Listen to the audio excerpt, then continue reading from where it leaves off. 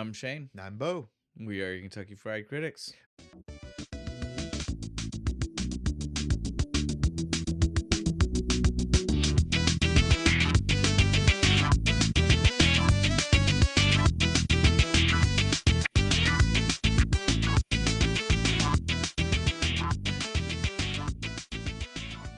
We are your princes of podcasting, the Primarchs of pop culture. I'm trying to do that Ernest thing he does, and I'm not doing a very good job.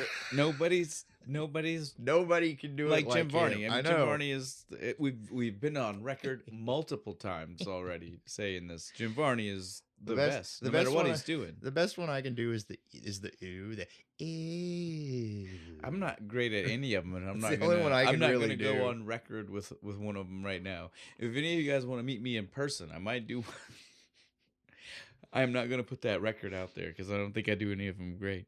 I can't talk big about shit like he does. Use all the big grand words and shit. The huff up. Yeah, he does it like 4 times in this movie. It's great. But yeah, so this is Ernest Saves Christmas because we are Christmas guys. Christmas. Can you believe we're already at Christmas? Oh, Christmas tree. Oh, Christmas tree. If you've been Christmas tree. Oh, Christmas tree. If you've been here for a long time, and I mean that now because this is our third Christmas, yeah. That's insane. You know that much like for Halloween, we find ways to just do Christmas stuff without having to think about it. And so even though this is the season of loose ends, Christmas is always a loose time anyway. So it doesn't matter. We maybe did play extra loose this year because like the first year we were like everything is a Christmas ale, so it was just like the beer was strict. We were like we have to find specifically Christmas ale. Last year we went a little loose with it because it was Black Christmas, and so we did try to find things that matched, but we also had a couple that were just like. Yeah, well, it's whatever. Anytime we don't have to think, right? Well, it's a wonderful knife, right? Like, I mean, yeah. I don't remember what we did, but there's no way whatever it was tied in. The candy cane one. No, that was for the Black Christmas, which worked because he did. Yeah, because he stabbed a candy can. Because I used the can. I remember this because in the picture, I used you stabbing the can because that was when I still put I superimposed us on top of the faces. Yeah, that's the only reason I know that was where the candy cane one was. That one we connected together. But we could have used that one for any of them, right? I think we ended up finding out there were candy cane kills in most of them, every movie. But yeah, it's you're a gonna wonderful do a Christmas murder knife. movie. You gotta kill somebody with a candy cane. It's a wonderful knife included, right? It was the plastic. Yeah, Goldberg beat a guy to death with a candy cane, one of those big plastic ones. So again, but by the time we got to It's a Wonderful Knife, it being the last one, I know it was a super loose one. But yeah, this year is the loosest of Christmases that we've done. It's not a promise that this will be the loosest. Who knows? Where are we going from here? They're all just... They are Christmas themed. Yeah, well, in this one, we're starting with maybe the loosest of them all because the name is not technically Christmassy. I mean, the can. No, the can totally is. The name isn't. And you got to give me, this is not... I mean, you can eat sugar cookies any time of year. I know, but this, as we've already been talking amongst each other, is not necessarily sugar cookie. It doesn't taste of... I don't get sugar cookie from it. I get the pastry. I get the like cookie. Like they give some tasting notes, and I get a couple of them. Maybe a Danish butter cookie. Something that's not something really like sweet. That. But I don't get necessarily I don't get Christmas sugar cookie vibes. And again, that's the part. This is where this is the loosest one. Because sugar cookie as a name could be a year-round beer if they wanted it to be. If it didn't have the little But Christmas the can ornaments has Christmas ornaments and snowflakes presents. and presents. So if you're going to tell me this isn't a... Oh, and there's a candy cane stripe in the background. I didn't notice that. So if you're going to tell me this isn't a Christmas release, then you're wrong. From Ellicottville Brewing Company. I wouldn't say it's Ellie. It's probably Ellicott. Ellicottville. Yeah. Brewing Company. But I don't know. I'm not. I ain't from there. I don't know. Someone tell us. But yeah, I know Ellicott would be a lot more of a backwoods around here type thing. For sure. Well, I almost said Elliotville, but I'm like, no, that's not right. Well, and there's a C in it. Yeah, so this is it's our loosest.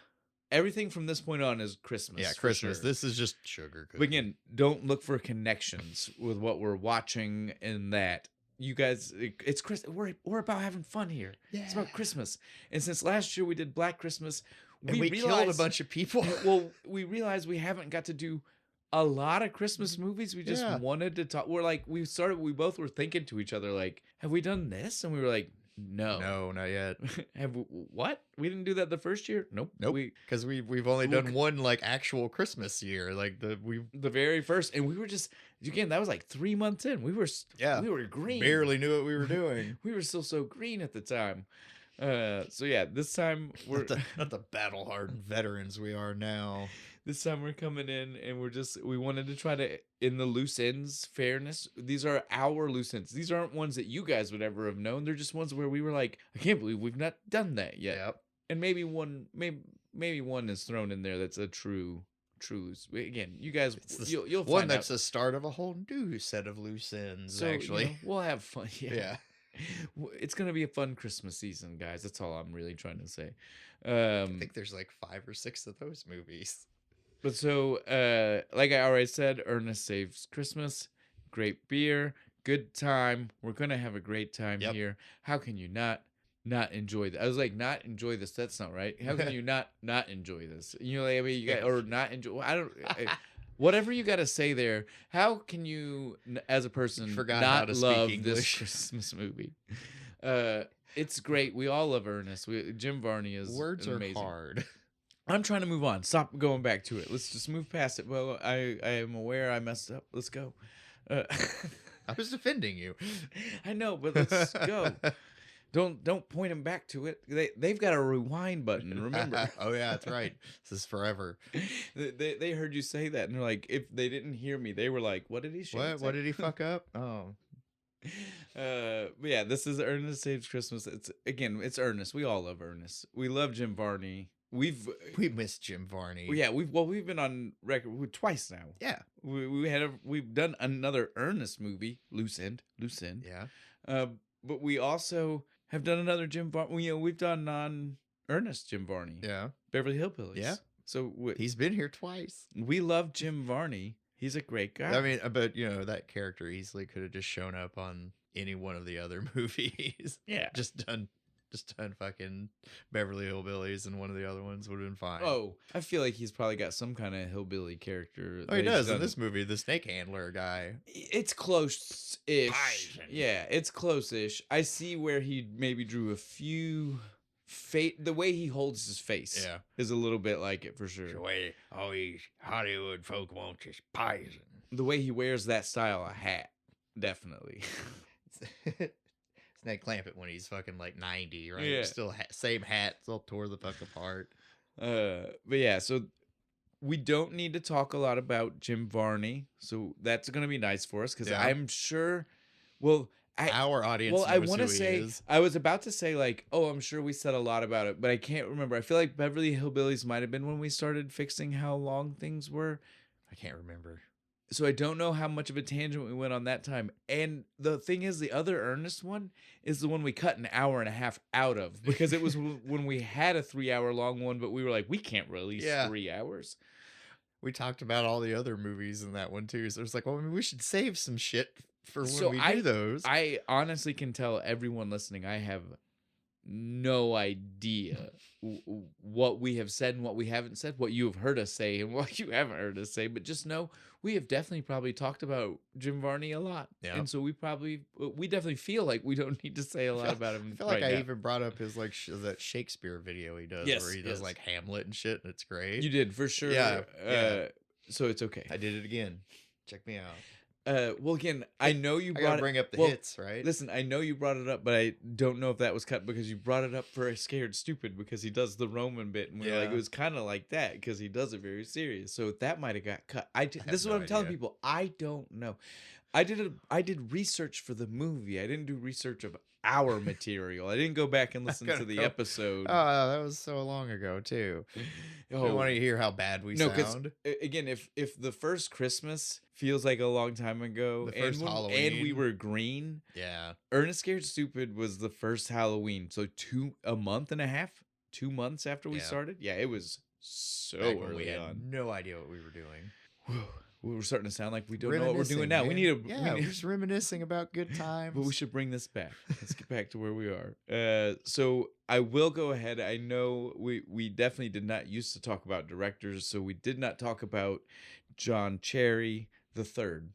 Oh. Sometimes he goes by that, sometimes he doesn't. But John Cherry. Oh no, dude, he has to all the time now. John Cherry the Third. Well, we'll be talking about him a lot probably the rest of the season since we want to do our loose ends, and we have a lot of Ernest movies to go. Yeah. But he has directed every single Ernest movie. So again, I want to make sure we talk about him now because I know when Scared Stupid when we did not mention directors because that's not something we did yet. So I'm going to say it now, but we will definitely get to reminisce about John Cherry the Third. We like Scared Stupid too, man. You do good work. Many times. But he has directed all of them except for Goes to School. That's the only one that he did not direct. That's like 9 movies. Yeah. Well, and he directed some of the TV show that was what inspired the movies. You know, like the Hey Vern. Yeah. It's me, Ernest, or whatever. Yeah, I can't remember what the TV show. Yeah. So he did that. I want to say he might have even done some of the commercials where it started. You know, like it's one of those like I don't know who was bringing who up the fucking chain, but those two guys definitely, you know, like Jim Varney and him worked together from the beginning. A lot, almost. Yeah, and on all of it. I wonder if he was on Dr. Otto too. I don't know. I saw the 9 other Ernest movies and was like, oh, I understand. I get it. He worked with Jim a bunch. So that's why they all have that style too. It makes sense. It's got that feel, that zoom into his face when he starts to do certain comedy bits. And that's probably why he did it, because he was like, this guy really gets me. He understands on the my face is my acting. They built it together too, right? Like the whole, like the way it would feel if he had been on it from the very beginning. They both probably, you know, like were like, look, I think if you do this, or hey Jim, you try it this way, and he was like, hey dude, why don't you zoom the shot in? You know, like I feel like there was probably a lot of back and forth. Burn. That was fair. I think that's gonna be a good way for us in this episode to like pull each other back when we catch the other person going too far. You know what I mean? Just stop and look at the other person. You know what I mean? It'll be our like wink and a nod to pull it back.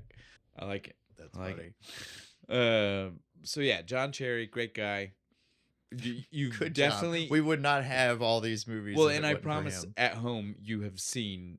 You've seen his at least work. one of these. You've seen his work. No way you haven't seen at least one Ernest movie. And if you haven't, I feel sad for you. I mean, I really feel sad for you. You gotta be like a newborn. Come on, don't tell me parents aren't showing their kids Ernest anymore. Well, now in the fairness of giving them a little bit of Ernest facts, this is and we won't go into. I know for a fact way back when I mentioned all of them because I did do that much research for us because I was shocked at how many there were. I'm not gonna do that this time. I'm not. But this is like. I will give you placement so you know where we're at. This is like the second in the long line. I want to say so. Like it was chronology of it. So it started with Goes to Camp as the first like big Ernest movie, and that was in '87, and this is in '88. And then so it was like 2 years, and then they did Goes to Jail, and then Scared Stupid. Again, I'm not going down the full list. Yeah, that's it, guys. I'm stopping there. Those you have to wait. We have more coming. Well, those are the ones that everybody knows the names of anyway. The big 4. Yeah, well, those are like the studio ones. You start to go much past that, and you're outside of studio territory. Yeah, that's true.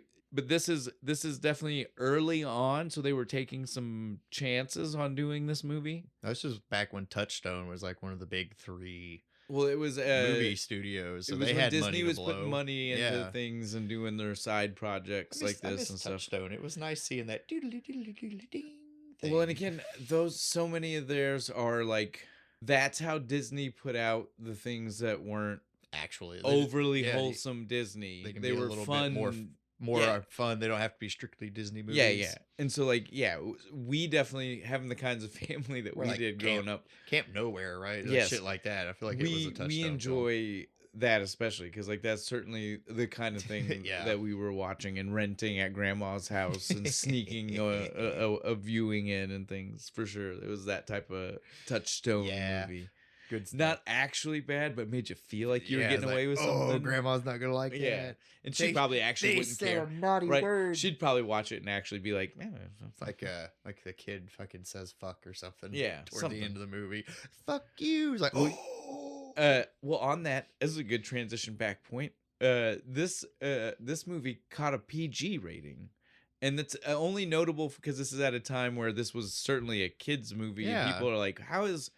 It's a Christmas movie too. Ranking, like the ratings thing is like, it wasn't super defined at the time, and I mean, it's still arbitrary as fuck. It is. I hate the rating system. It's not as bad because certain things are like, again, if you have this swear word and it's this, like it is more structured. Back then, it was.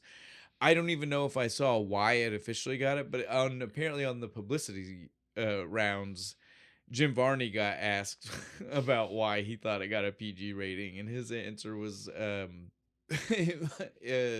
irresponsible treatment of reindeer.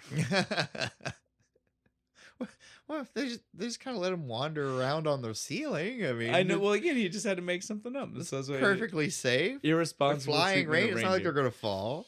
That was his canned response to that. Okay, let's get back into everything. That's funny. Our writers. This is gonna be easy for us. For our listed writers, and so we have Ed Turner and B. Klein. I didn't literally. That's a gimmick name. That's not his real name. Well, even if here's the thing, if it's a gimmick name, usually that means you're gonna find multiple things associated to that name. Yeah. This, and so if it's a gimmick name, somebody thought, I don't want to use my real name. I don't want none of this. And there's not even a connect, because that's the thing. Like, this point in Hollywood, and this movie even has one of these, so it proves this point. Even if you had done that at some point in your history, people will probably have figured out that you would honestly done it. Smithy. Well, but so, people figure it out. Even when they use the blanket names that multiple people have used, people still usually get found out like, hey, this was actually the guy. You know what I'm saying? And so we live in an era where the internet will reveal. Well, if there was someone that used it, I didn't see it. This is the one time. It's just got this. There's no extra information about the guy. It says B. Klein, and it says... Well, let's be kind to B. Klein and continue. So Ed Turner, to go back to him real quick, because B. Klein was the easy one.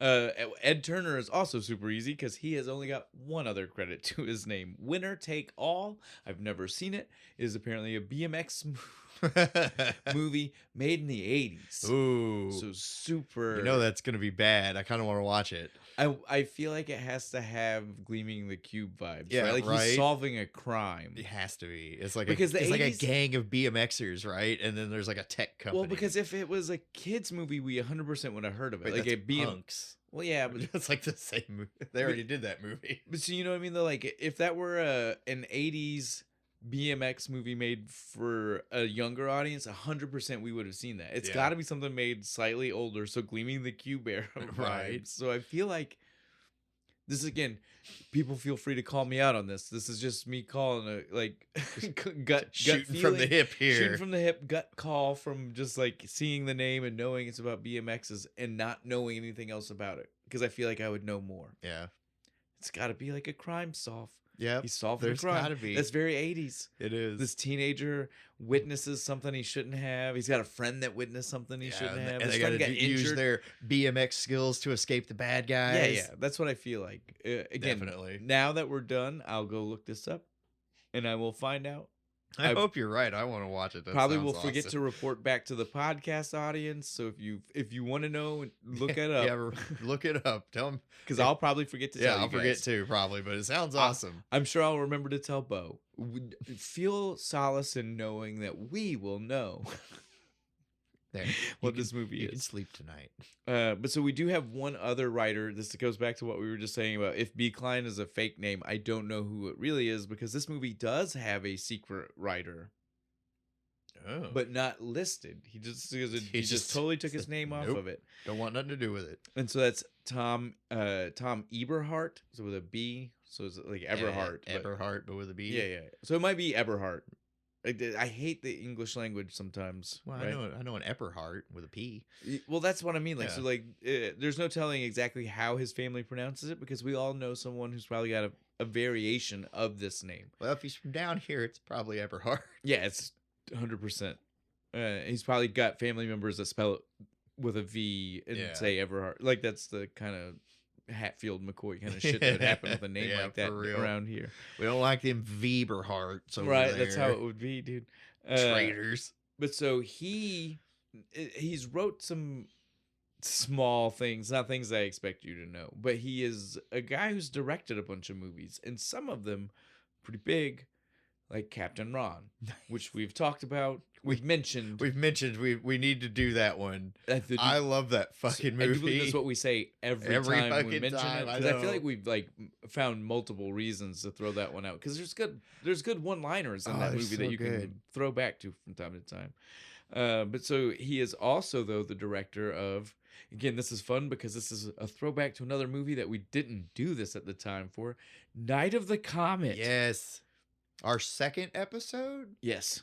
So way before we ever thought about looking things like this up. But we were totally coming in just being like, I don't even know if either one of us were taking notes on movies. No, yet. I don't think so. We try to go totally off the dome about what happened. Holy crap. What a wild time. Probably awful. I'm going to have to go back and listen to it. Then. We might have had notes. I can't remember. I can't fucking remember. Yeah. But so it is cool to have him reference back. Yep. But no, like I said, this is one of those, like, you find it in IMDb, you find it in random trivia things. He's not credited in IMDb. He's not even like in uncredited on IMDb. You know what I mean? Like, he's just, he didn't want nothing to do with this. It's in the trivia information about the movie. I gave you the idea. Leave me alone. Now that you say that, that's kind of what happened here. This movie has a weird little trickle down effect that happened, and so what executive ruined what? Whoever was at the top. Because that's what happened. Well, it'd have been whoever, Katzenberger, whoever was at the top of like Disney at the time. Wasn't it Eisner? Yeah, 80s? but that's full Disney. I'm talking about, like he's head of all. Like right. I'm talking like just like the movie division, and Touchstone would have had its own portion, but you would still call them the Disney exec because he was, because it was a branch of Disney. Yeah, so like an onion. So I don't know exactly. An onion of corruption.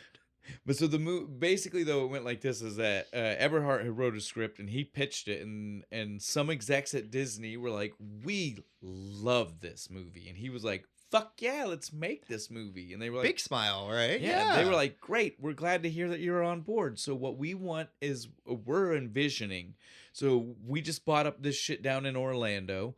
We want to shoot it there. I'm sure he already was like, "We got a snow scene," and they were like, "No, wait, hear us out. We get a tax write-off if we film in Florida." And we want to make it a vehicle for Ernest. And the guy, dude, depending on... The Wonder Bread commercial guy. Well, I was going to say, depending on exactly when that conversation happened, he might have just been only knowing him from the Saturday morning TV show / commercials. Because this was in 88 and camp was in 87. So if it was early enough, early enough, it wouldn't have been a big enough thing to reference. Yes, they were probably talking about making this movie in 86. So maybe they saw a trailer for Ghost at Camp. I don't really understand how. I don't know how long back it takes people to be like, it was let's a different process movie. Back then. Yeah. So I don't even understand exactly how this could have went down. But so basically, though, when they said Ernest, he said, "I'm out." The Costco fucking commercial guy, I'm out of here. But what's worse, though, is after that, they then said, "Okay, well, we want another script." And I don't know who wrote this second script. It might be one of the two people I mentioned. I don't know, because they're not specific. It's not even like a screenplay story by situation. It's just, we don't know. It just says two names for a writer, so I have no idea. But so somebody then wrote a movie and repitched it to Disney. They retooled the original, and they added Ernest as the guy that Santa was picking as his heir apparent. Yeah, I like that. I want that. I want that one. Somebody at Disney, though, was the one that was like, Or maybe it might not even. Yeah, no, it was Disney. Cherry was on record of being like, "I love this idea." Yeah, I do too. But somebody at Disney was like, "Nah." Were they afraid that they couldn't do another Ernest movie they or didn't. something? They were. It's like, well, he's Santa now. No, they were against the idea of how much he doesn't look like Santa. They wanted to. Oh, because they wanted a transition of powers to someone who we as the public would feel okay with being the new Santa. Because again, even if you put Varney in a beard, fat suit and a beard, yeah, I don't know if he's pulling off Santa vibes. Yeah, not really. His but face it would have made sense though. I agree, and it would have made and I say the movie doesn't need that. I say we get Ernest. Even it's just red and green. No, right? Give me a Santa suit, blue jean and tan colored. There you go. With the tan colored Santa hat. You know what I'm saying? Like, give me make it the same color scheme as his ship at Santa. Yeah, yes, I like it. That's what I want. That's. I was gonna do his clothes, but just Santa colored. We had the reverse ideas, yeah, or inverted ideas. Mirror universe. Yeah. But yeah, I want to know that movie. But so apparently that whole movie got written and they were like, no, we need this, but we want Ernest in it still. But someone else needs to be the one. I bet that was a frustrating ass weekend for these guys. Well, so then again, someone then wrote what we have here, where Ernest is there. Kind of secondary. And he definitely, if you watch this compared to other Ernest movies, he is like a secondary character. And because he's a secondary character, either they wrote it to where he's not as much of a idiot, or it's just because we're not seeing as much of him to see the extra, because again, like, even though we think of Ernest as like America's lovable idiot, it's really just that he is most of the time not that dumb, but kind of that dumb. Yeah. But then he has extra dumb moments, and those stand in your head. So if we're not following only him, it's real easy for us just to. Yeah, we're just missing the extra dumb stuff. Yeah, we didn't get any like falling into a fucking garbage truck. Yeah, like the tree falling off his car, which is an accident. The going in reverse is dumb. Yeah, he turned on his emergency indicators. Lights. He said it. It's all on my emergency. I always lights. practice safe driving measures when operating in reverse. I have turned on my emergency indicators. There are certainly a lot less of those in this one than in other Ernest movies. He does seem smarter. Yes, he is far less of. He doesn't even buy into Santa's shit. No, because like any other Ernest movie, he'd immediately been like, "Oh, you are Santa." Tell me the guy who fought trolls doesn't immediately hear that guy and turn into a child and goo and make the face. But no, he looks back at him like, "Oh, okay, crazy guy." Well, it was funny because he looks back at him like crazy guy while the dude's wearing those glasses he just gave him, which were Santa. Why did he have spare sunglasses that were Santa themed 3D glasses, which are just going to give you a headache even worse than the sun? I don't know. It was a wild thing for him to just be like, "This is what I have extra in my glove box, sir." Extra sunglasses. Sunglasses, not those were not sunglasses. No. I mean, and they made silly ass fucking sunglasses in the 80s. You could have handed him the ones with the little like the stripes. The stripies. Yeah. Could have handed him the Geordie LaForges. Yeah, there you go. The visor glasses. Hand him the visor. That would have been funny as fuck. Because it was a thing back then. Remember? People they make didn't Scared Stupid. They made a Star Trek reference, didn't they? Yeah. So, we have a lot of fun, crazy things with this Ernest and his antics, but they are just slightly B-story. They're B-story. They're less silly. It is very much, you can feel he wasn't supposed to be here. Now that I've told everybody listening, you can kind of feel it. You can like see it now. Like, you play it out in your head, watch it again, and you'll be like, yeah, he does kind of feel like he was just put here. Yeah. Like he was a guy living in the city that this story was happening in, right? Like you could have easily just removed him from this movie. Now, all of that to say that this was indeed John Cherry's favorite, and that man made 9 of these or something. This is his favorite. He wrote some of the other ones. Wrote some of them, and he was like, Christmas is my favorite. He just loves Christmas. That's what I was gonna say. He's like my dad. He just had an affinity for Christmas movies, and so he was like, I love that they told me I was gonna do an Ernest one. Ernest Christmas, I was so happy. It's my two favorite things. So real quick, we'll hit a couple of and again, this is gonna be the stars of the movie.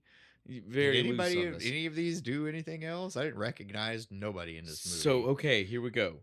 Harmony Star, or Pamela Turner. Huh? Pamela Turner. Yeah, her real name. I was like, what? So we got 3 names for this person. Right. The actress's name. So not confuse everybody. Yeah. Is Noelle Parker. She has done random TV, like garbage TV for appearances. A Christmas movie though, Noelle. Come on. Well, and she's born on Christmas. Oh fuck yeah! The actress is born on Christmas. Meant to be. Yeah. She should have just done more. She just went to work for Hallmark and just do Christmas movies. The biggest thing I could see, again, this is not something that people are going to know her from. This is just trying to give her credit without having to be like, well, she was in one episode of this show and one episode of this show. She was in a made-for-TV movie about the Amy Fisher story, and she played Amy Fisher. Oh, well, yeah, there you go. But again, like that was at a time where there were probably like 12 Amy Fisher made-for-TV movies. Like 8 documentaries going. So several other girls were Amy Fisher at the exact same time. Yeah. So because it was kind of a big deal. Yeah. So I mean, it is something. It is something. But that's We're not trying to say that you didn't have a career is all. Yeah. It was like you had one. You did way better than we did. But for our audience, I can't. You were great in this movie. You just feel like a dick being like, you're like, oh, you were in one episode of this. Like, you're like exactly. 8, even if it's like 10 of them, it's like, I feel bad. I feel bad like, being the guy that's doing that. I feel like I'm pointing out that your career sucked. And so this is our chance to let everybody know that's why you don't hear us do that. That's why you usually hear us say they've been in lots of shows, because we're trying to be. That's the nicer way to say that. We don't want anybody to feel bad. We're a happy, fun time podcast. On to the next person then is Joe Carruthers. Joe Carruthers, he's played by Oliver Clark. He's another guy who's been in 1,000 episodes of TV shows, but not worse even than the other girl, because they were at like garbage shows that most of us probably wouldn't be like fans of, but we might have seen because we're channel flipping in the 90s, right? No, most of his stuff is from like 84 earlier sitcom and such television. No. So outside of our realm of being able to see, unless it was a big enough show that was on like Nick at Night or Turner Classic Movies or something. Think about how many sitcoms definitely never got that treatment. Yeah, that's true. He was in a laundry list of things that we've probably not seen, but he was in 2 episodes of MASH. That's what he's like super known for. I like MASH. So go back. He was like seasons 4 and 5, or I want to say is where his character's at. He comes back twice. He's like Air Force something, or maybe Navy. I can't remember. He's not in the Army. He's in another branch. I was like, I don't know. It's been so long since I've watched MASH. But so yeah, but again, I'm not trying to like we already said, not downplaying anything else. He's been in lots of things, but mostly TV shows that we're not going to do an episode of this and an episode of that. But we do have someone that I'm excited that she was here, and that's the woman that played Mary, the woman who was hitting on Santa through the whole movie. Children's Museum lady, Billy Bird. That's the actress's name, Billy Bird. Oh, I love to say that because it's fun. I saw that in the credits. I was like, oh, that's a cool name. That's that old Billy lady. Bird. Do you not recognize her? No. She's been on the show before, Bo. Oh, shit. She was in Jury Duty with Pauly Shore. She's the old lady with the glasses. Yeah, with the glasses. Yes. Aw. I know. I should have paid. And Home Alone, she's the old lady at the airport. Oh, yeah, she is, isn't she? Yeah. She was in a bunch of shit in the 80s and 90s, now I think about it. Yeah. God damn it. Billy Bird. I was too busy laughing at this horny-ass old lady at the end of the movie. So I was excited to see her. But that leaves us for the one that I left for last because you're gonna shit yourself. I know you will. Oh, okay. So Douglas Seal, that's who plays Santa. That's the last person we're really gonna be worried about here. He was Santa one other time in an episode of like Amazing Stories or one of those like Twilight Zone anthology type shows. Yeah. But he was like a mall Santa in that episode. Nice. So it's even better. Yeah. But he was Count Arco in Amadeus. Have you ever watched Amadeus? Artsy movie. Oh, Amadeus. with Mozart and Yeah. everything? Yeah, I've seen that movie. But that's not the one I'm giddy about telling you. I just haven't. I felt like making. I felt like I've seen that with like Salieri and all I felt that like shit. making you feel like, am I supposed to care more? I was like, yeah, I watched that in school, I think. He was the voice of Jafar. No, he's not. Yes. The voice of Jafar in Disney's Aladdin. Oh, he's so soft-spoken and nice in this movie. It's so wild, like such a booming voice of Jafar. Yeah, so way to go, Douglas Seal. Did he do the singing parts too? I doubt that, because I don't think anybody would right. That was a time where they were still definitely using guest people singing. Singers. Yeah. For most of the characters. Oh no, the guy who did Hercules, he sang his own bit. That was like 5 years later. Though. Oh, yeah, that's true. That wasn't like like Aladdin and those ones were 92. Yeah, I like Hercules. Yeah. We need to do that one. So yeah, that he is the last of the people. We have other mainstays, people who have shown up in other Ernest movies. We'll be talking about them more, and we'll go into their history more when we get to some of the other movies. But yeah, we have, like other Ernest characters. We have lots of Ernest and the people he plays. I will mention one other appearance that we get in the movie, and that is Vern, because normally we are Vern. Yeah, normally we're Vern. And technically we still see this first person when we go to Vern's house. I mean, because you can't cast somebody to be as Vern. But this is one of the few times where it's not a direct us. Yeah, him just Vern. Like looking back at the camera. You know what I mean, Vern? Because this is a time where we do go to a house that is a house owned by it's a nice Vern. House too. Yeah. Vern's doing very well for himself in this. We get some backstory on Vern for this. This is pretty nice. But yeah, this is it is one of the few times where we get a real embodied, like, Vern is a person, not just that we are a stand-in. Because that's kind of, the theory is kind of just like it came from his show, and it was like or even some of the commercials. Yeah, the commercials is, and it's just Vern like he pops in the window at him. He's your neighbor, and he's calling you Vern, and it's one of those situations where it's like, oh, is he just supposed to be that guy who doesn't care to know your name? He thinks your name is everybody's Vern, or like he thinks your name is Vern, and he just never takes the time to. Because again, like, that's the kind of character he is, where he talks over you so much that you'd never get to tell him. That's not my name. Yeah, like and it's been 5 years at this point. At a certain point, you're just like, fine, sure. But no, Ernest, in this one, it's an actual. No, Santa's even like, he used to hang out with a guy named Vern. He took care of him. That's what he said. He raised him essentially, right? That's what he said. He's like, and this guy named Vern took him in. Sad story, that one. So how old is Vern? Goddamn.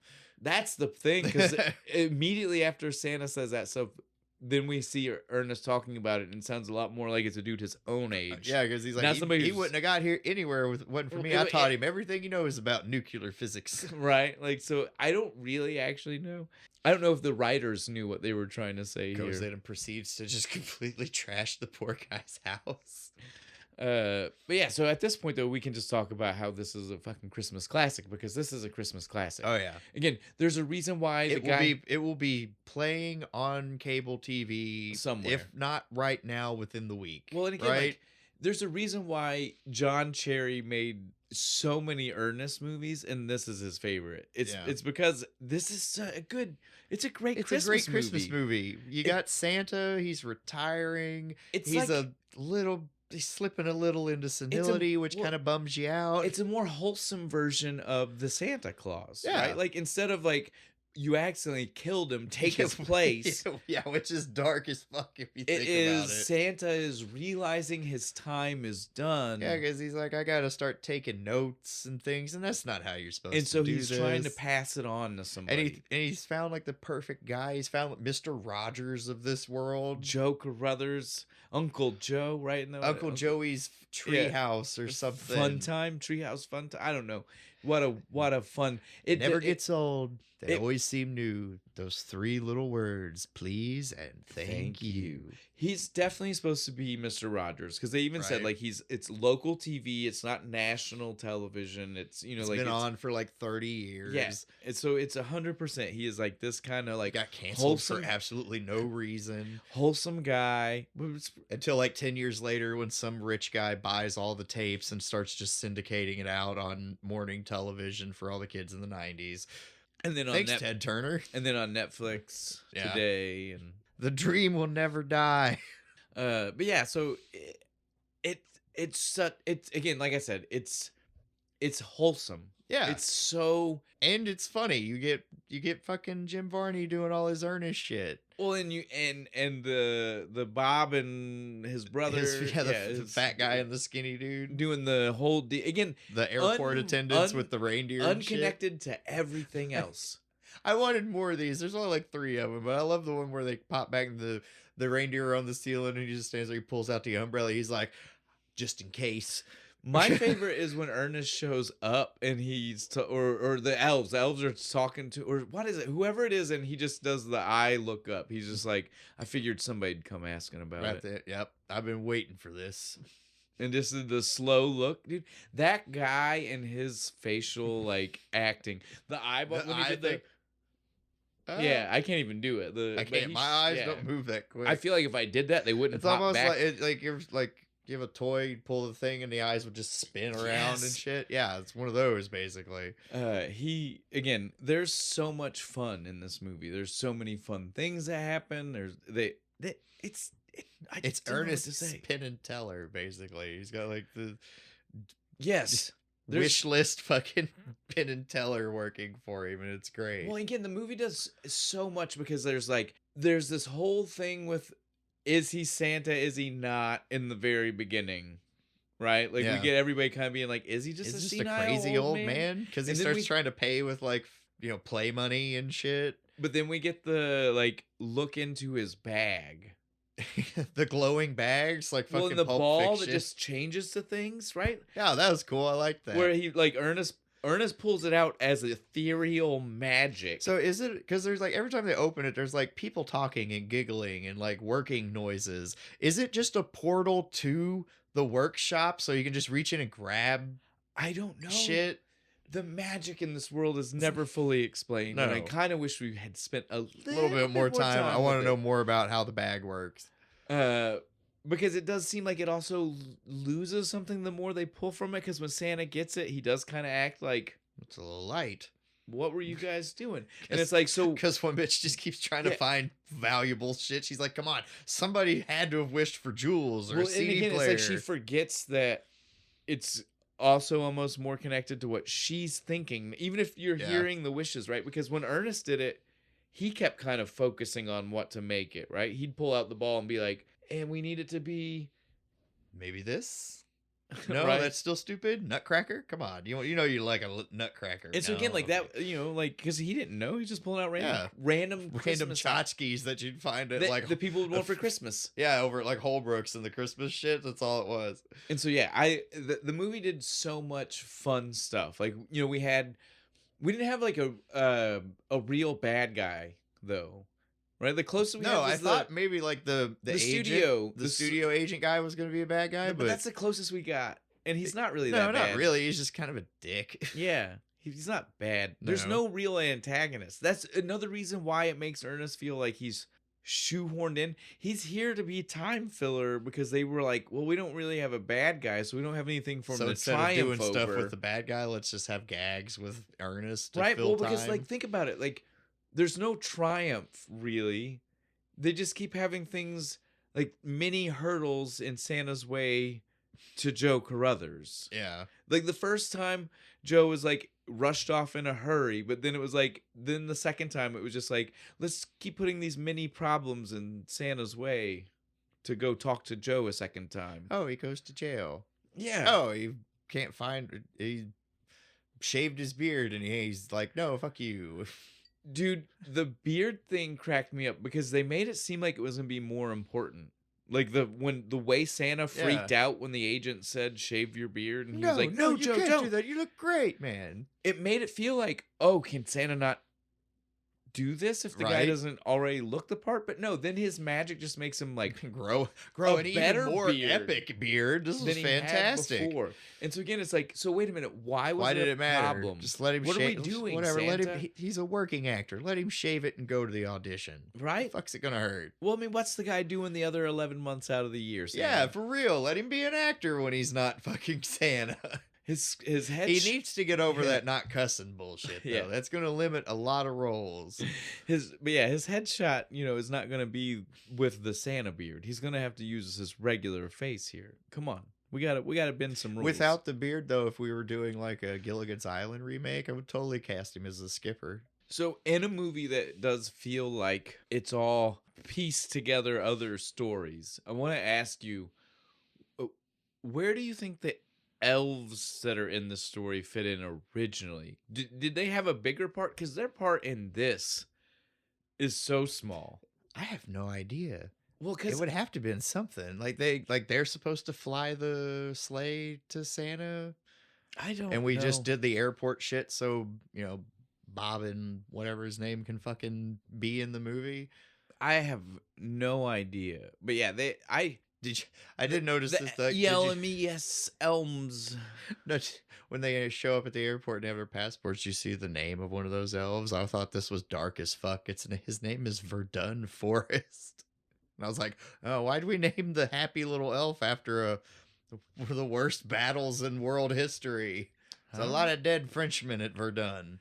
Maybe that's just how John Cherry rolls. Throws it in there. I should have looked. Maybe the other elf's name was some other dark ass fucking thing too. Now I didn't catch that one. I'm gonna go back and look.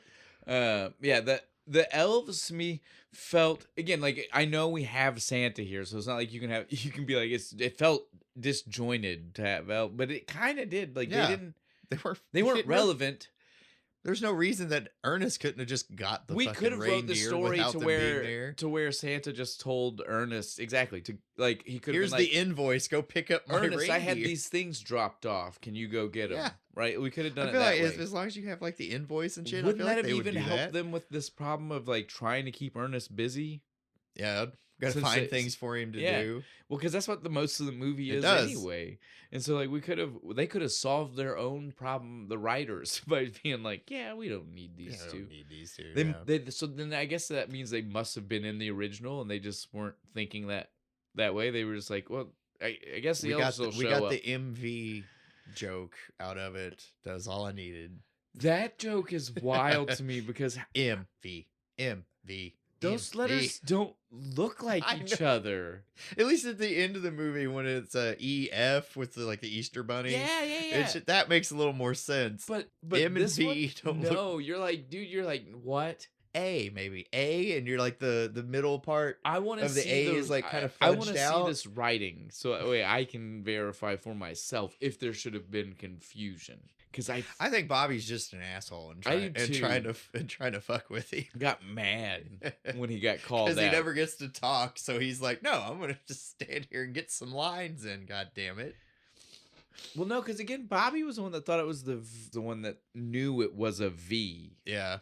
The big guy thought it was an M. He's right. The big guy was the big guy. If anything, was the one that was just talking to hear himself talk. That's why you should listen to your silent friend when he speaks. It's important. He's probably got a reason. He's probably got a reason. Exactly. He got upset and finally spoke. It's because he was like, "You're an idiot." It's Silent a Bob. V. Yeah. Anytime Silent Bob talks in Jay and Silent Bob movies, there's a reason. There's a reason for it. He's either dropping profound knowledge or just screaming his fucking head off. But either way, you should listen. It's probably important. The sign on the back of the van. It is that kind of vibe. When, again, he's very calm when he says V. He just keeps arguing. But it gets louder each time. V. Snatches the invoice off. He even turns it the right way around, and he's still like, look, Elmers. Helper Elmers. Elms. Helper Elms. Yeah. It must be Amish. Whatever it is, it's French. Let's move on. Know what I mean? Vern. They're Vern. Or you're Vern? Am I Vern? We're all Vern. That's the point. I'm a dude. You're a dude. We're all dudes. We're all Vern. Oh, okay. Again though, guys, it's just timeless Christmas. Like, I don't even know what to say about this. If you haven't seen this, I feel really bad for you, and you need to stop listening to us and go watch it. It's on Disney Plus. Again, like we said at the beginning, it's probably playing on fucking satellite right now. There are only a handful of Ernest movies that are like not direct to DVD, direct to VHS, direct to whatever type movies. They're all worth watching this is the best one. I hate saying that now, looking back and knowing that he is So not really supposed to be there and not really a focus. Way to fucking win one. Like from underdog victory here, right? Not even supposed to be in the show, and I stole it. He did though. So again, like you should definitely go. Like that to me, like finding all that out was the revelation I needed to be like, yeah, everybody should go watch this one. Yeah. Like if you need to watch one, yes, it might give you a different idea of Ernest if this is your entryway into the rest of the Jim Varney universe of Ernest. I don't know even what you'd call that. It's only slightly misleading. He's just not as stupid in this one.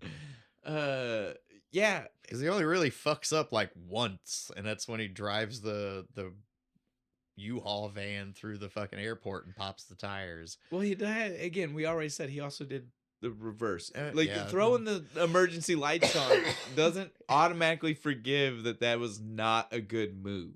We're gonna ignore the 8 people he killed in the pile up that he caused. It does not excuse it, Bo. I like that right after that happened, fucking Santa's just like, well, you're just a nice guy who likes to help people. I'm like, well, what about all that? Well, and then like that gets me.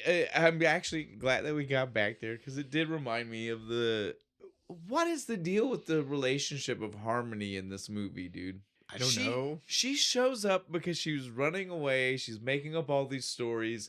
And then within minutes, she starts acting like she's been friends with Ernest for years. Right? Like he's just the guy I've known around town forever. Literally, she's there when he gets yelled at by his boss about giving the free ride to Santa, right? And she is totally sitting there after the boss is done, like, Ernest. You gotta know better than that. It was a no-nothing job. Don't worry about it. Literally, it was the second or third time of the watching for the podcast that I was like, wait a minute, why the fuck is she talking like that? She doesn't even know this guy. It's just Ernest's superpower, instant best friends. He makes everybody so comfortable with him that they feel fine with watching him get just chewed the fuck out. Well, and then berating him afterwards because again, she wasn't really being nice. She was like, Ernest, you gotta learn how not to be that guy. You can't. All you gotta do is lie, man.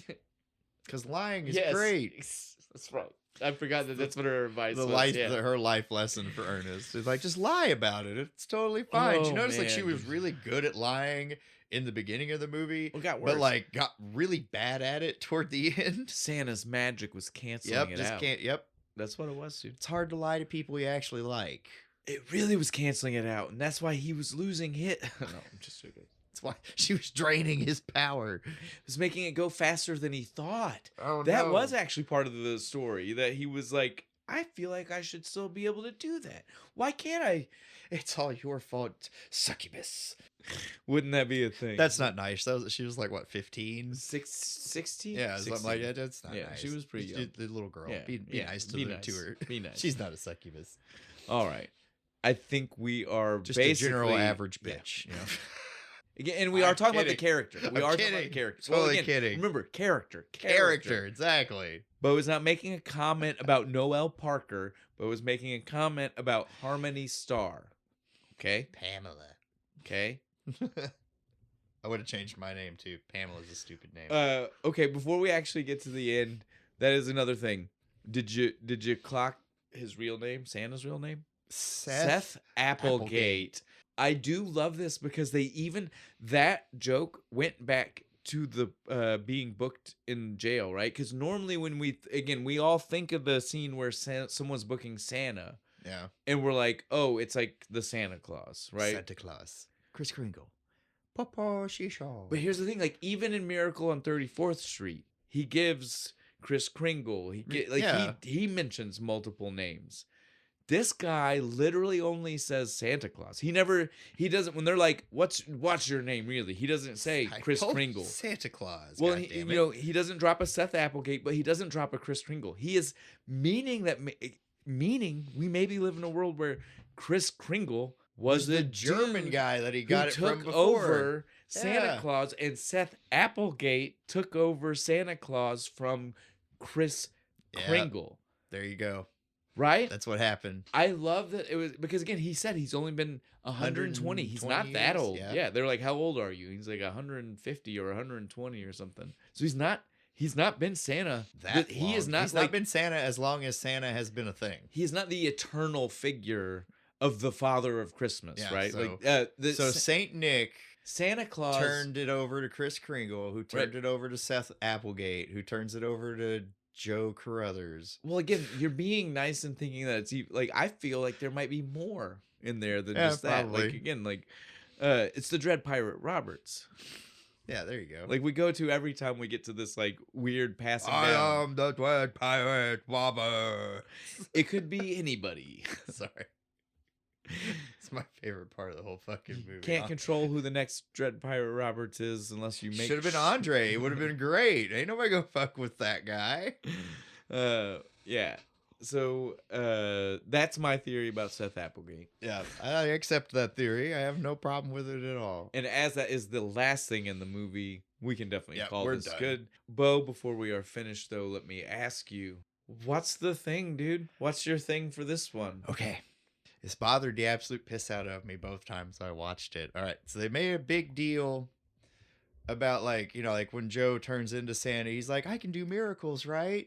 And Santa's like, yeah, you can. Incidentally, I met a man earlier who wanted it to snow.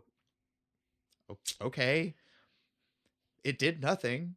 It didn't help Ernest get the sleigh to them any faster. All it did was like we cut to the business guy being a dick on the phone. And he sees it snowing, and he's like, it's Christmas. You go home, and we'll deal with it later. It's like, all he did was make him stop being an asshole. It was totally as irrelevant as Scrooge right? buying the Christmas turkey or Christmas hen, right? It did no good, did nothing. It's like, oh, so now that guy is nice to one family? Yeah, like a fucking Ernest just kind of happens to be above them and hits a switch and they fall. Like the snow had nothing to do with it. Well, the snow didn't point them on where to go. It's not even, there was no like indication here. If the follow the snow, none of that. If the miracle was that he made a giant bright light form from them, then you're at least like, he was a beacon for. There's no way for this. Ernest would have never seen a snowflake. He's too busy doing the fucking Superman 2 around the fucking Earth real fucking quick. I did for a split second was almost like, that's my thing, is I was going to be like, shouldn't time have changed? Mine was almost. Did we go forward or backward? Yeah, mine was almost that like, I didn't like Santa slipping into senility. That bummed me out. I was like, I don't really like that, but by the end of the movie, when he turns back into Seth Applegate, I feel like it's gone. I feel like he's like all better. Yeah, I was like, okay, it's not that bad. It was if you keep trying to control this power. Yeah, if you keep trying to be Santa past your prime, you're gonna get dementia. That's how I interpreted that. All right, Shane, what's yours? What's the thing about this fantastic movie? My thing, it is adjacent to yours on the and something else that you've brought up earlier too. Like, so we have these reindeer, right? And they're mailed to this place. They're like shipped on a plane to the Orlando airport or whatever. Yeah, wherever we're at, because that was just what we had to do. Santa was coming here to find his replacement.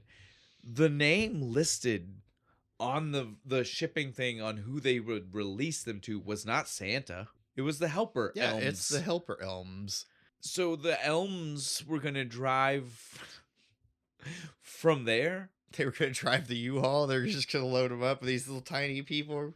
But so I don't one working the pedals, the other one steering. I don't even think that was the intention. I think that the intention was that they were going to fly the sleigh out of this building. But they act like they can't later when Ernest does it. I get it, but this is where I was saying, like, we run into both like what was their original role? What were they there for? And on top of that, though, like, again, like, the reason it's such a problem is because if they were just going to be flying the sleigh to wherever Santa was, with Joe Carruthers, which again, I remember the reason I would tell you that it has to be that they were going to drive it because, or at least the U-Haul, like you said, right. Because so At no point was Santa supposed to show up to pick up. Yeah. Like, if Santa shows up to a place with 2 tiny people, are you going to listen to the tiny people about the name of who's here to pick up the package? Or are you going to ask the if he adult? looks like fucking Santa and he says he has people named helper elves, then we'd be like, oh, well, yeah, that tracks. But you would think he would then be the one speaking. Yeah, you would. He would be the one in charge, right? So he would be like, yeah, it's listed for Santa Claus. Because he would be there with him. Yeah, you would So think. he was never going to be there. But so if we at least live in a world where we think they were going to leave in the sleigh, not the U-Haul. If they left in the sleigh at any point, it travels at the speed of light. Yeah, the Superman thing, like I just said. So why would they not just be able to leave the North Pole on Christmas Eve a good point. to go pick up Joe Carruthers? Yeah, just fly the fucking thing. Well, and listen, so we listen right now with you. I've got the answer to your question to me. I got it. All right. It has to be that they were gonna fly it, or at best that they know how to fly it, unlike it seemed in the beginning, right? Yeah. Because when we end, Santa stayed. The elves were the people that were going to be teaching Joe Carruthers how to fly the fucking sleigh. Yelling at Ernest, do this, do that, pull that thing. So they know how to fly this fucking thing. It had to be that the intention was that they were flying. So just fly it from the North Pole. Why put it on a fucking plane? Why? They would have had to have flown it anyway. Like, because there's no airport in the North Pole. They'd had to have flown it at least to, like, Alaska or something. They're flying it. They're flying it, period, means just why go do we the rest of the fucking way. Why were we shipping? Why were we shipping reindeer? That's not safe. If they have a budget, did you see and if holes they don't in those spend crates? it, Were there they holes? Won't get more. Were there breathing holes in those crates? I couldn't. No, tell. that's why that one had to kick a fucking hole in it, because they didn't drill any holes in the damn thing. You see what I'm saying? Been in a fucking box for 19 hours. We almost had a PETA nightmare on our hands here. And no food. They're sitting there eating their bedding and shit. No, I'm upset now. This is mistreatment of animals. They probably terrible. They probably gnawed Shame on on their you. hooves. You know what I'm saying? Probably. Shame on you. Bad. It's just so we could have the fat guy and the skinny guy. Yeah. Like, that was it. It was like so we could have them in this movie, because it had to be an Ernest movie, and they're like his friends from high school, aren't they? Okay, so I've got the real world for you here. So we've already mentioned this several times, right? Yeah. Jim Varney is from doing Ernest it's a commercial. He was a commercial actor. Yeah. He did that as a character in a commercial. The company that owned the rights to that character for commercial purposes also then went back and found these 2 dudes and created these characters, and they were owned by the commercial company. And then since when Ernest started going, they said, hey, we should take these characters with you on your way up. Hell yeah. So yeah, they were just commercial actors. They were you can't do shit like that anymore. and I remember them being in commercials. Oh, really? The commercials would work. Why do I feel like it's like used cars or something? It was all kinds of stuff. I want to say one time it was like lawnmowers and shit. And it would work just like this. Like the guy who talks would just be talking to the other guy like, and you can get this, and we got this, and we carry that. Or, or if it's not we carry that, it's like, you could go pick up this. And he'd just be naming off 1,000 things. And the whole time the other brother... King and get your cow feed. Yeah, and the whole time the other brother would just be sitting there being like... Because he doesn't talk. Wish list, pin and teller, like I said. But yeah, I get hurt in the background, right? So it's funny because I don't remember ever seeing a Jim Varney Ernest commercial with them in it. Well, no, them. Like I like with Ernest. Like I don't remember. I never witnessed with my own 2 eyes Ernest selling milk or the things that he did. Yeah, commercials. I never saw that. I've seen YouTube clips of it. I'm saying I remember on TV seeing these 2 guys doing commercials. That's what I'm saying. Yeah. Maybe we were just in the right area for that. Well, again, like that's what I was going to say. You lived in Indiana too. Well, so. no, what I was going to say is because Jim Varney did stuff when he did it was further south, and so what I'm going to tell you is that it's more likely that the company that owned the rights to both characters or whatever, however that worked, just kept expanding, and so by the time Varney was doing Ernest movies, those guys are still small characters, so they still might be used by that commercial company. Yeah. They were that so by they that had a point, longer and the commercial company commercials. owned like more things that they were helping with, and so like it was just that now they lived in an area. We lived in an area that they advertised for. Nice, maybe. Yeah, they don't. I never saw them. I've seen lots of the commercials for Jim Varney though on YouTube. Yeah, you can find they're them. super fucking funny. You should go watch them. I would say they were like part of hour-long compilations of these things. Well, I think there's even like a DVD that's got it's like a lot of the early Ernest stuff. Nice. You know, like the pre-movie Ernest compilation stuff. Back when he was still building the character. All right, though, I think now we are done. Now now that we had the random surprise, let's go a little bit further here. We are done. But those are the best when conversation just naturally like surprises you. But yeah, we are done. And on that note, though, I have to say, God damn this beer. We were so mean. Not mean. I don't want to say mean. But we were confused. When we started, we were like, I don't get these flavors. Hesitant, they're even. full. They're full of it. There's none of this flavor. It tasted like beer, smelled like beer. I wasn't getting any of this vanilla cookie. As it got a little bit warmer. Yeah, let it get a little warm. There is definitely a creaminess. There's like a cream ale creaminess going on. And I don't mean cream. I mean cream ale like cream soda cream ale. Like not like a beer cream ale. Like there's a creaminess here that is, wow, it's like... It's a magic trick. It's temperature based though. If it's too cold, let it sit for like an hour and then drink it. It has to be because like the amount to which this is creamy right now compared to when we first did it, drinks is insane. It's insane. And I like it when we get beers that do magic tricks. We had another one that did that. It was awful when it was cold, but then we let it get warm and it was good. I can't remember what it was. There was literally just one point of this episode where I took a sip, and I God bless you Patreon people and you guys at home who don't have Patreon, maybe this is the thing to make you do it. It was a shocking amazement. About the 45-minute mark. It was a shocking amazement. When it got just not room temp, but a little warm. It's delicious. And at 5.6 don't hurt either. It's delicious, guys. I highly recommend go get some sugar cookie from Ellicottville.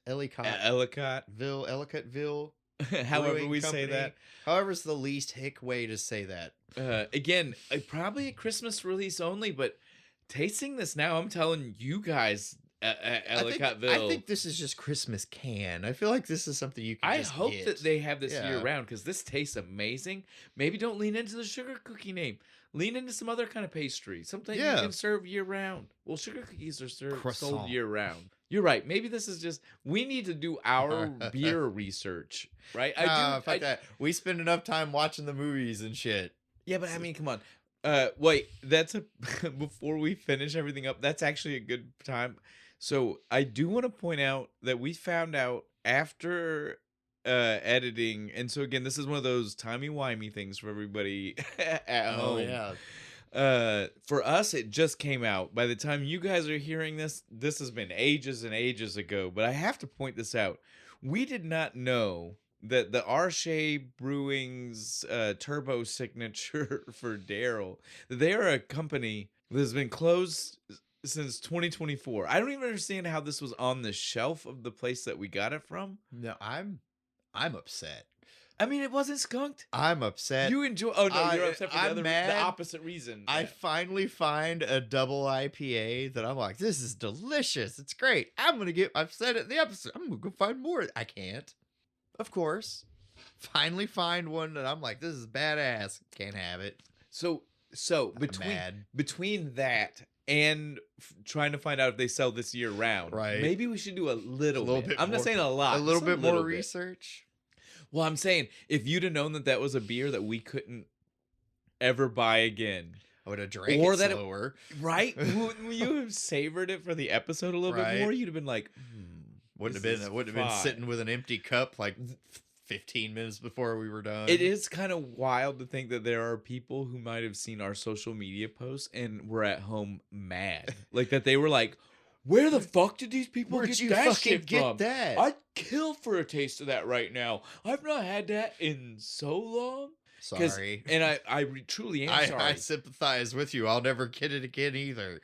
And I'm truly sorry because, again, I don't understand how we got it. I don't understand how that place had it on the because we've never seen it there before. Like a year ago. We've never seen it on the shelf before. It's not one of those things where we've literally always seen it and walked past it randomly out of a back room. They found this just sitting there. But I will say It had not gone bad. It tasted great shelf life for an independent brewing company.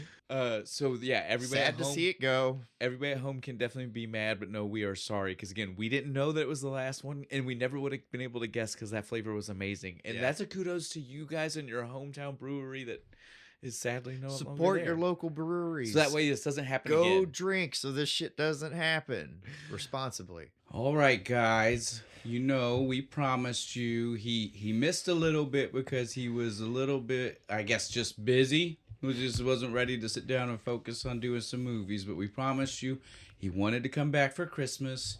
Here we are. It's Christmas. So as we promised, we have Jack, our littlest fan. Although he's not so little anymore. He's getting pretty big. Yeah? Yeah. Okay. So we watched Ernest Saves Christmas. What did you think? I liked it, and he did that like driving in the taxi and in the Santa sleigh. Yeah, you liked how he was a bad driver no matter what he was driving. Yeah. And what else was it that you told me you liked? You liked one of his imitations more than the rest of them. Which one was that? When he pretended to be somebody. John Wayne. You liked the John Wayne, huh? Yes. How do you even know who that is? I don't know. You don't know how you know him? You just know you know him? Yeah. You knew the imitation when you heard it? Yeah, and I like the new Santa better than the old one. Yeah, we talked about this, right? The new Santa looks like what Santa's supposed to look like, right? Yeah. But the old Santa looked too skinny. Yeah. How does he be skinny when he eats all of those cookies for like 100 years? He's eating so many cookies. He should have a big old bowl full of jelly, right? Yeah, he needs to exercise some. Just some. Why? Just some. Not as much as that old guy must have been doing, right? Yeah, we need to do some. What if his belly got too full and he can't do Santa job anymore? And I liked when Ernest was like out on the street like saying just being goofy Ernest. Yeah. And that's why he needs to go to jail. Why? Oh, that's the next one. Yeah. Why?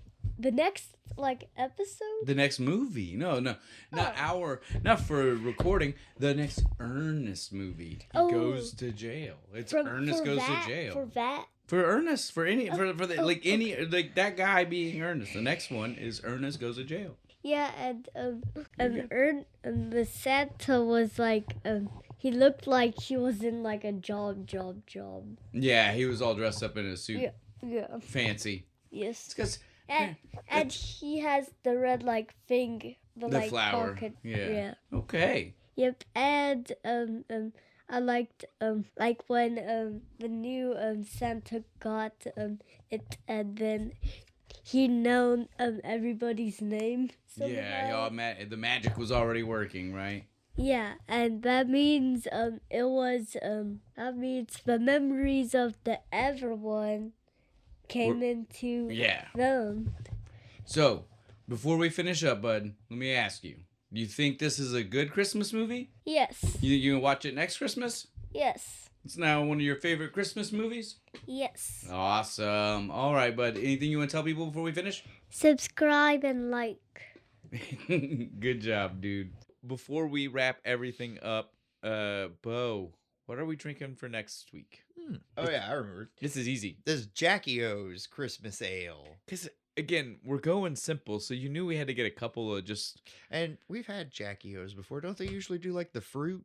No, we've had them for a couple of times. They did Sura Echoes. They did that's right. something else recently. Don't make me stretch. I'm Come gonna on, man. No, don't. I cannot. I'm not even gonna pretend like I can right now. But yeah, we've done them a couple of times. So I will say that. I was I know they've been on the show a few times. But so yeah, I've got high hopes for this. Yeah.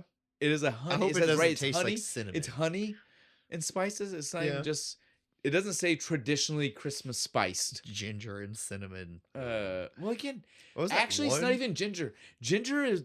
Ginger's fine. That's the one that's in the gets pumpkin ones. That again, if you make a pumpkin flavored without trying to do too much sweetness, we tend to like those flavors in the beer, or at least certainly the cider. The pumpkin the ciders. cider was good. Very upset I couldn't find But any more of Christmas, those. Christmas is generally like nutmeg, cinnamon. Heavy, yeah. right. Like that. It's very much Cloves. More, yeah. Shit like it's, that. It's a little bit. There's a slight difference, but the difference is there, and it's big. We've not had a good track record with the Christmas and we've not had to ales. have like a true Christmas ale in a while. I feel like last year, since we were doing the horror movies, we kept finding like those stout, the peppermint stouts that and was things good. like that. We found ways that we weren't drinking the traditional. Yep, but we're back to it next week. What Maybe we Mhm. might be surprised. Let's see. I hope. I have high hopes. All the other Jackios have been good. So So our movie for next week, Home Alone. Like Had we to. like we said, guys, I'm sure he'll do it again next week, guys.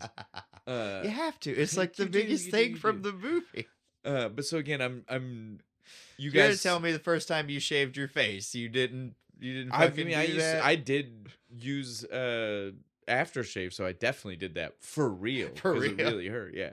That was your mistake. You're not supposed to actually do the aftershave. But yeah, so again, it is us just trying to tie up some of those. This is one of those we were like, I can't believe we've not done that already. Right. So we have to do it. So And we're Home going to Alone. We're start gonna off have a fun. whole new set of sequels. That's that we right. have I to- knew this is the one that you were thinking. That was the of one when I you was said it. Yeah, mentioning yeah. earlier. I knew that's what it was.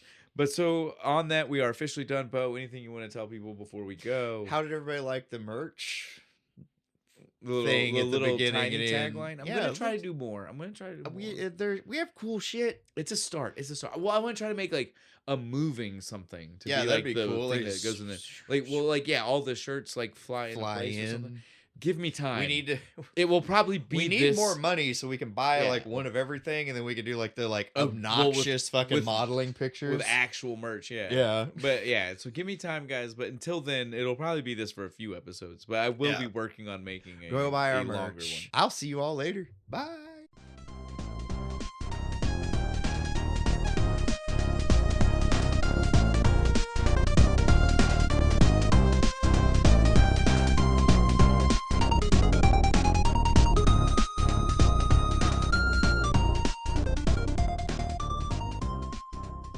I'm a dude. You're a dude. We're all dudes. We're all Vern.